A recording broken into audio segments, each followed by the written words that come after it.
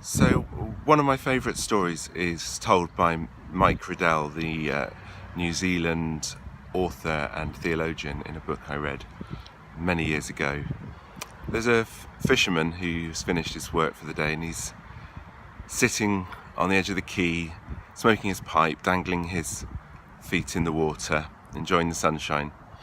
And along comes a businessman who's walking past, who stops and speaks to the fisherman and says, "Hi, what are you doing?"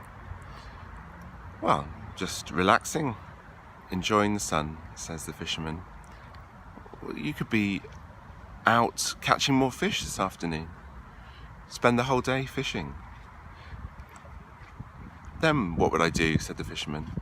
"Well," said the businessman, "then you'd sell the fish and you'd have more money." "And then what would I do?" said the fisherman. "Well, then you might be able to earn enough money to buy another boat and employ another person to work with you and catch even more fish and make even more money." "Then what would I do?" said the fisherman. "Well, eventually you might have a whole fleet of boats and a whole team of people working for you, and you'd be able to just sit back and let the money roll in and really enjoy your life." The fisherman gave the businessman a firm stare and said, "What do you think I'm doing right now?" Well, I think that story really raises some of the fundamental questions about the value of work and its place in our society, and the assumption of individual progress and achievement, and what life is all about.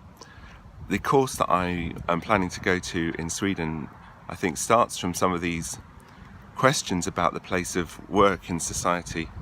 And Dougal, who's helping to organise the course, who's organising the course, I met several years ago through the Uncivilization festivals that were organised as part of the Dark Mountain Project. The Dark Mountain Project is a loose collection of artists and thinkers and writers and misfits and general radicals who are making things happen, producing work in the context of the collapse that we see around us in terms of ecosystems and society in many ways, and our economic system. I was very inspired by this project and the way that it's encouraging creative contributions and new ways of thinking and telling new stories about how we can live, how we can rethink some of our assumptions about our civilization and our society. I've got this book with me, Deschooling Society by Ivan Illich. I know Dougal's very inspired by Illich, as I am myself.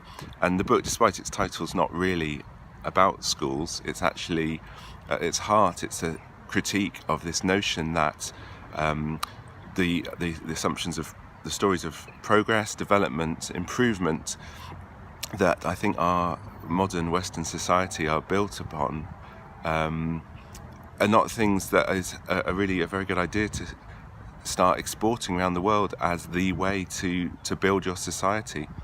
Illich points out that schools function as this way of telling people, if you just keep on jumping through these hoops, you will achieve, and you will get the qualifications you need to get the work you need, and then you will be able to be happy and enjoy your life, without really stopping to question what is it we actually want to be spending our time doing.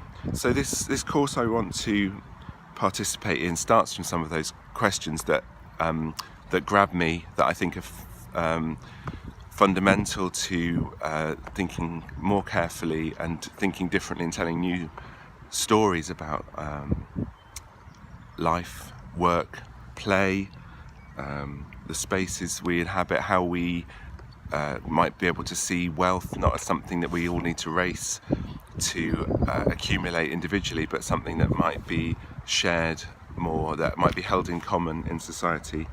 And I don't know exactly what I want to come out of this course in detail, but I'm hoping that I will be able to bring back to, in particular, this place where I'm sitting now, in to Stroud some kind of project about knowledge being held in common, something we produce through conversation that draws us together rather than argument that maybe drives us apart.